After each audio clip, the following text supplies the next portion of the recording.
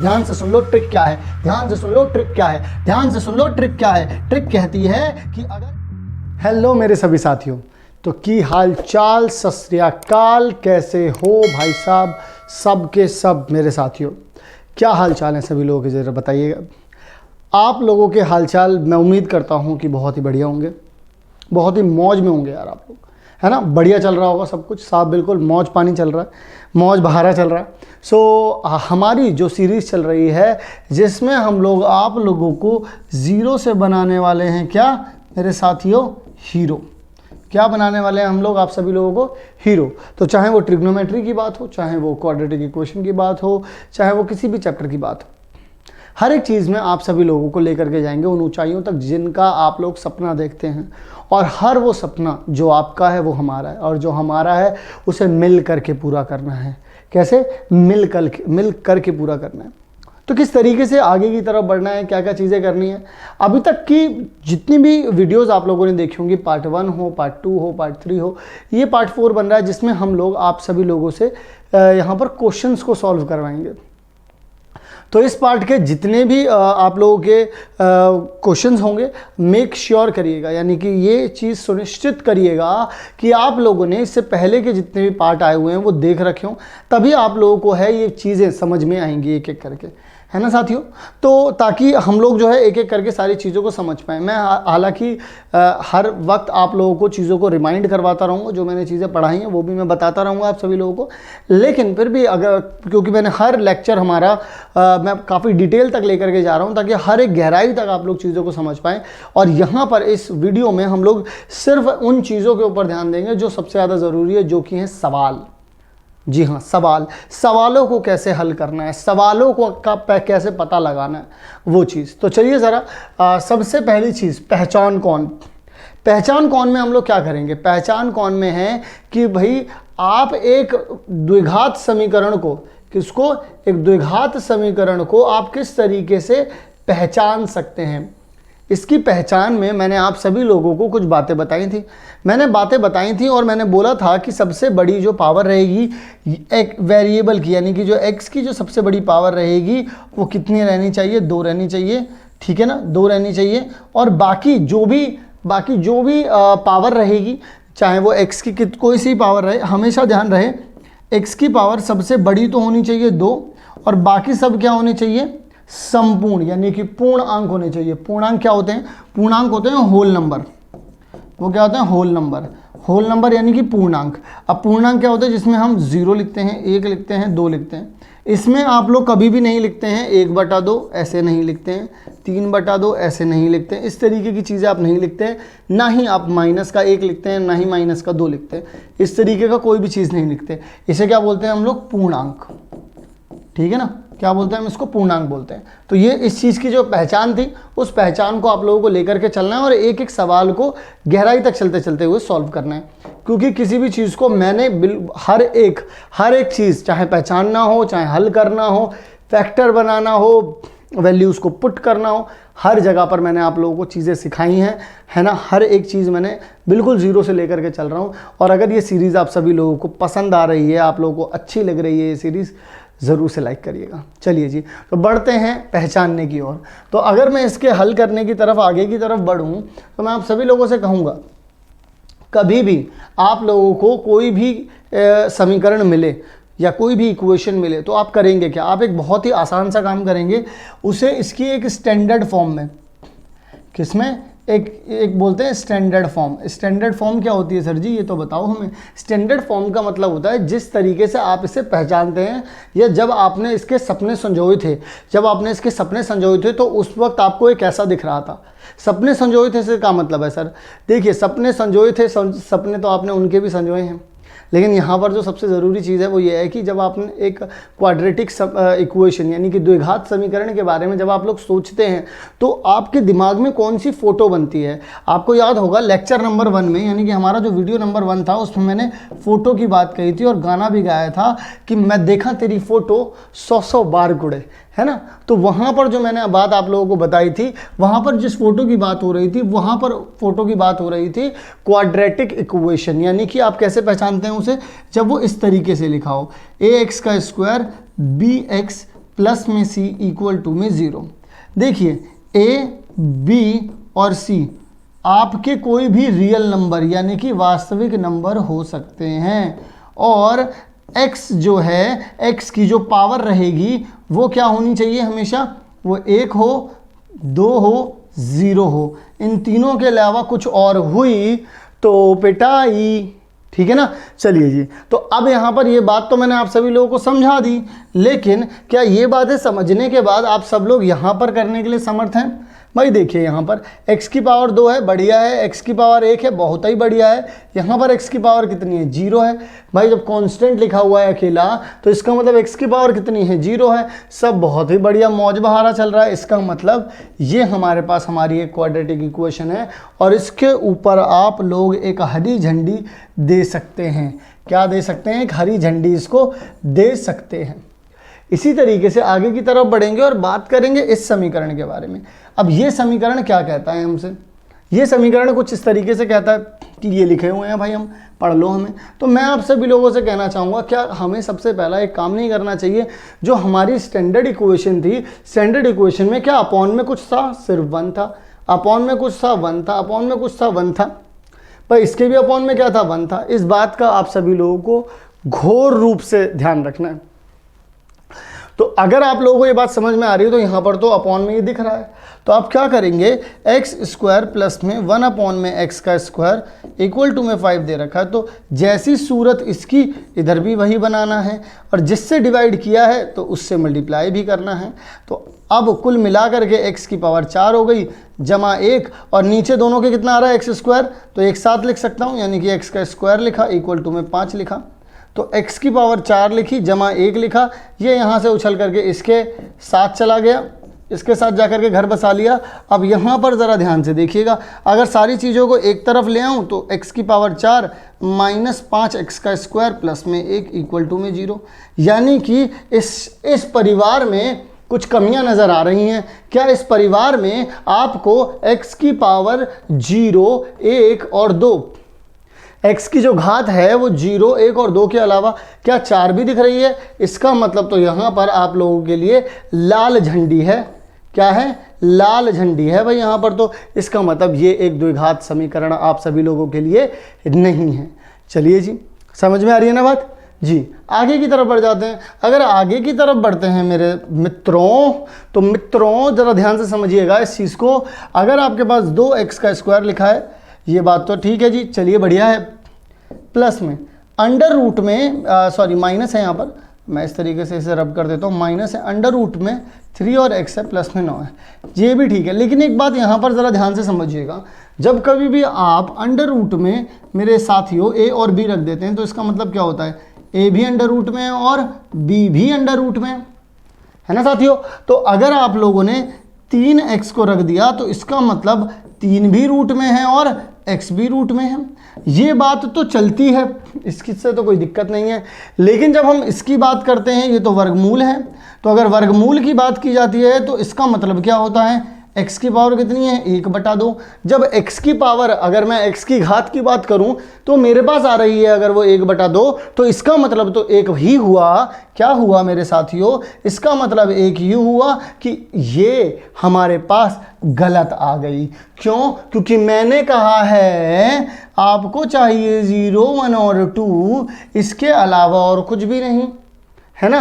तो यहाँ पर क्या हो रहा है, 1/2 आ रहा है, तो इसकी वजह से जो है काम बिगड़ गया और यहाँ पर जल गई क्या, लाल वाली बत्ती। क्या उनसी वाली बत्ती जल गई मेरे साथियों? यहाँ बत्ती जल गई लाल वाली।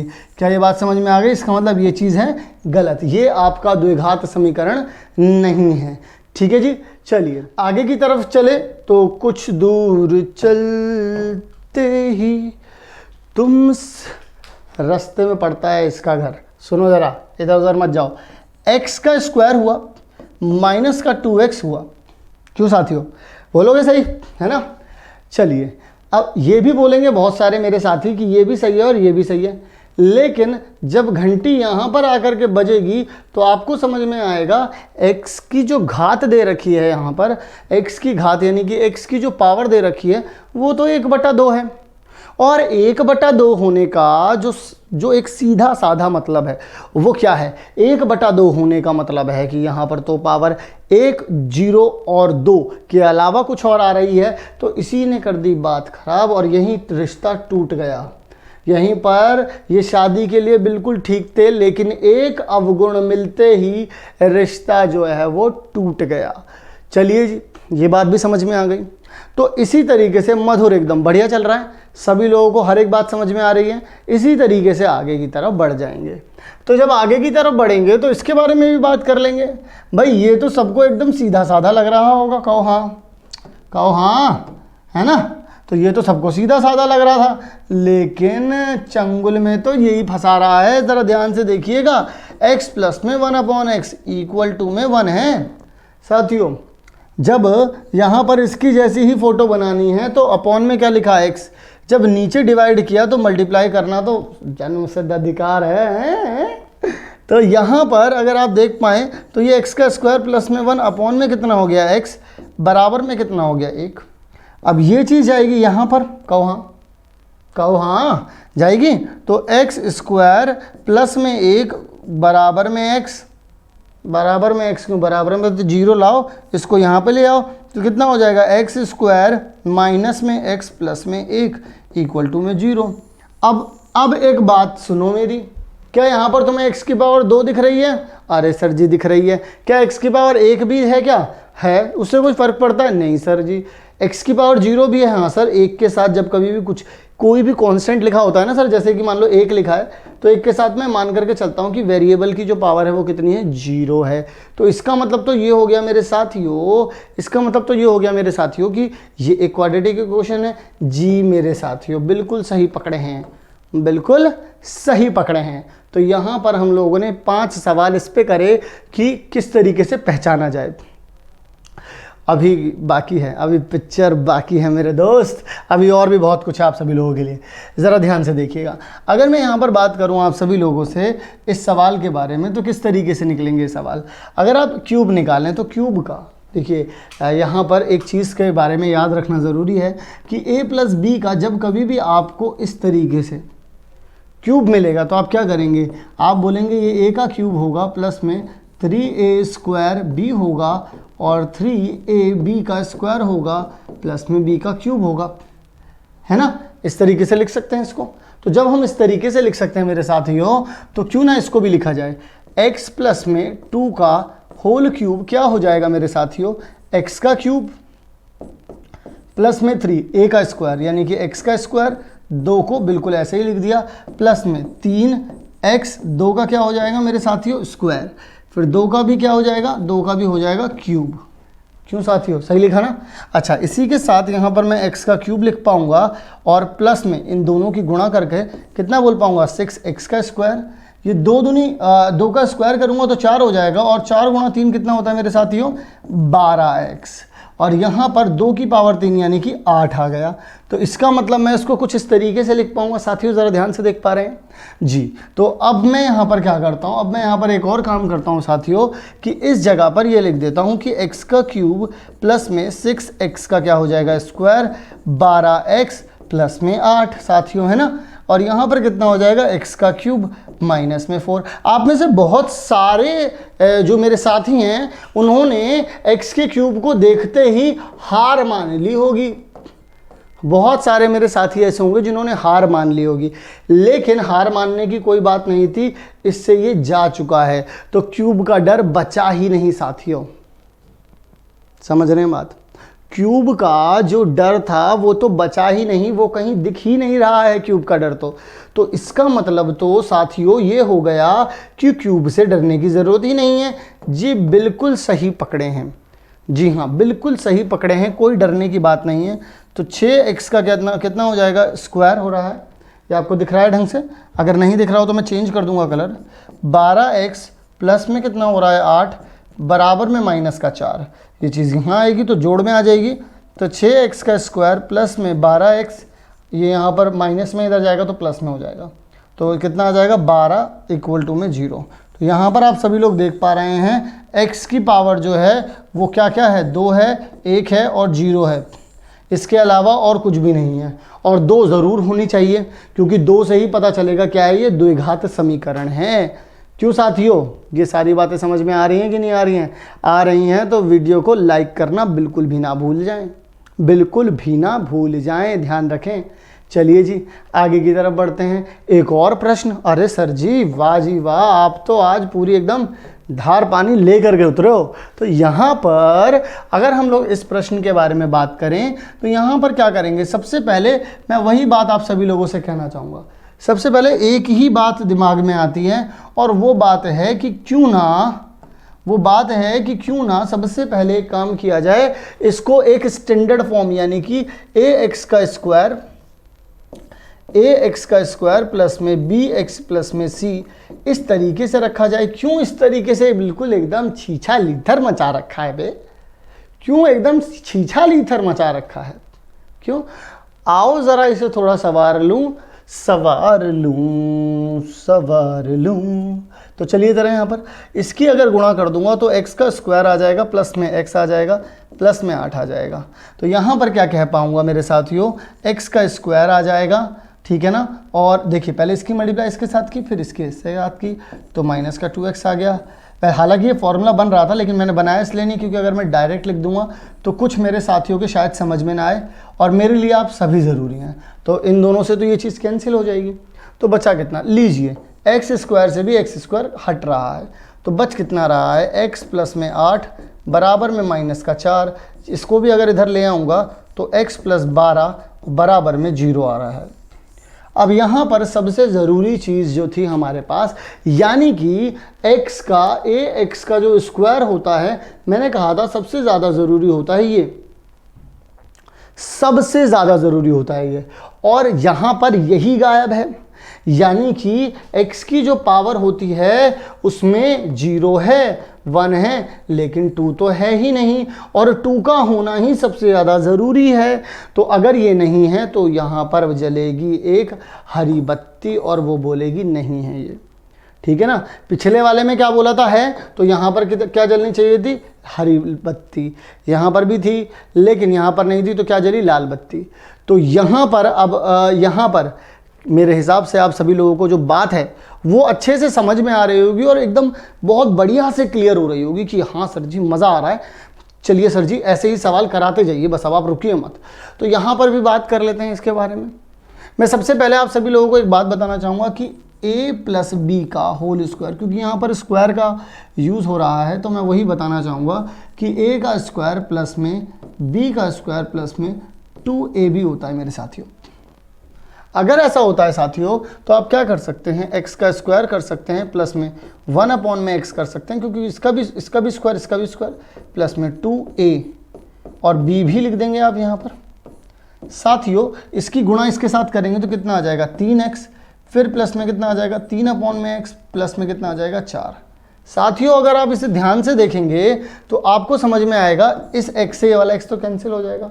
आपके पास बचा कितना, x का स्क्वायर प्लस में 1 अपॉन x बचा है आप सभी लोगों के पास, और यहाँ पर बचा सिर्फ 2, और यहाँ पर अगर आप देखेंगे तो आपके पास आ रहा है 3x प्लस में 3 अपॉन में x प्लस में 4। अब सबसे पहला काम, कभी भी इस तरीके के सवाल मिलें तो सबसे पहला काम मेरा क्या होना चाहिए, सबसे पहला काम मेरा होना चाहिए कि मैं इनके जो नीचे यानी कि जो बटे में हैं उन चीज़ों को सही कर पाऊँ, ठीक है ना। बटे में सही करना, मैंने हर बार बोला है, इसकी ट्रिक एक ही है कि इसको आप बस इस फॉर्म में ले आइए और आपको आपका जवाब जो है वो मिल जाएगा। एक ही ट्रिक है, इस तरीके से करना है। तो चलिए ज़रा यहाँ पर सबको जो बटे में है उसे बराबर करते हैं। यहाँ पर क्या लिखा है, यहाँ पर लिखा है x का स्क्वायर, तो x के स्क्वायर से इसे मल्टीप्लाई करते हैं, डिवाइड करते हैं। यहाँ पर तो था ही तो कोई दिक्कत नहीं है, यहाँ पर भी डिवाइड करते हैं, मल्टीप्लाई करते हैं। यहाँ पर x चाहिए तो x से डिवाइड करते हैं, x से मल्टीप्लाई करते हैं। यहाँ पर भी x चाहिए, यहाँ पर भी यही काम करते हैं, x से डिवाइड करते हैं और x से मल्टीप्लाई करते हैं। अब क्या करेंगे साथियों, अब ज़रा देखिएगा, नीचे x का स्क्वायर लिखा हुआ है, ऊपर कितना आ जाएगा, x की पावर 4 जमा में 1 जमा में 2 x का स्क्वायर आ गया, बराबर में आपके पास कितना आ जाएगा, 3x का स्क्वायर, ये दोनों x मिल जाएंगे, प्लस में 3 प्लस में 4x अपॉन में कितना आ जाएगा x। अब मेरे साथियों, अगर आप सभी लोग मेरी बात को समझेंगे ध्यान से तो आपको समझ में आएगा। इस एक एक्स से मैं यहाँ का एक एक्स कैंसिल कर दूंगा तो भी मेरे पास एक एक्स बच जाएगा, और ये एक्स यहाँ जा कर के गुणा हो जाएगा। जब ये एक्स यहाँ पर जा कर के गुणा हो जाएगा तो यहाँ पर पावर कितनी हो जाएगी, 3 हो जाएगी, और यहाँ पर पहले से ही 4 है। तो मुझे अब मैं आगे की तरफ नहीं बढ़ूंगा क्योंकि मैं हूँ समझदार और मैं पढ़ रहा हूँ सचिन सर से। तो यहीं पर मैं कह दूंगा कि ये एक द्विघात समीकरण, ये एक द्विघात समीकरण नहीं है। ये एक द्विघात समीकरण नहीं है मेरे साथियों। हालांकि मैं इसे यहां पर भी कह सकता था, जैसे ही यहां पर पावर 4 बन रही थी। अब क्यों है, क्योंकि मुझे आपको एक चीज़ें समझानी भी हैं, वरना तो आप शॉर्ट ट्रिक यही बोल सकते हैं कि डायरेक्टली जब मैं इसमें कन्वर्ट कर, देखिए इसमें कन्वर्ट, इसमें लेकर के आना है। ट्रिक यही है। ट्रिक क्या है? ट्रिक यही है कि इसमें लेकर के आना है तो डायरेक्टली मुझे यही देखना होगा। वैसे तो मैंने हर एक चीज़ की आप लोगों को ट्रिक जो है वो साथ ही साथ करवाता जा रहा हूँ, ठीक है ना। अब क्या है, ठीक है ना, तो यहां तक हम लोगों ने क्या करे, यहां तक हम लोगों ने पहचानने वाले, और इसको मैं बता दूं यही है आपकी ट्रिक। ट्रिक क्या है? स्टैंडर्ड फॉर्म में लेकर के आना।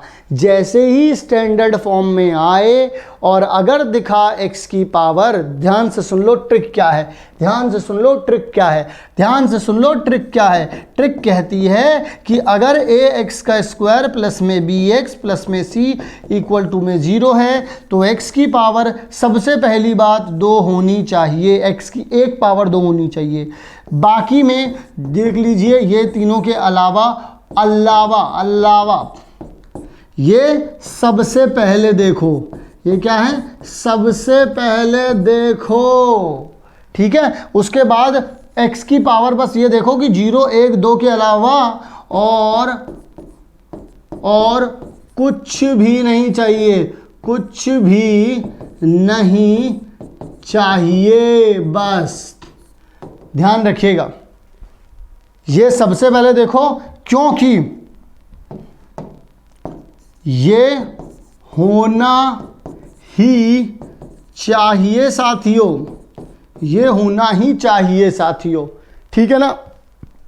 तो हम लोग यहाँ तक पहचान, अब इस वीडियो में, इस वीडियो सेशन में हम लोग ये समझ पाए कि अगर कभी भी हमारे पास कोई भी समीकरण दे रखा होगा तो हम कैसे पहचानेंगे कि वो एक द्विघात समीकरण दिया हुआ है, ठीक है जी। तो इसी तरीके से और भी बहुत सारी वीडियोस आने वाली हैं जिसमें आप सभी लोगों को मैं ये बताने वाला हूं कि ऐसे आगे की तरफ और बढ़ते बढ़ते किस तरीके के क्वेश्चंस आप सभी लोगों को हर वीडियो में जो है वो मिलने वाले हैं।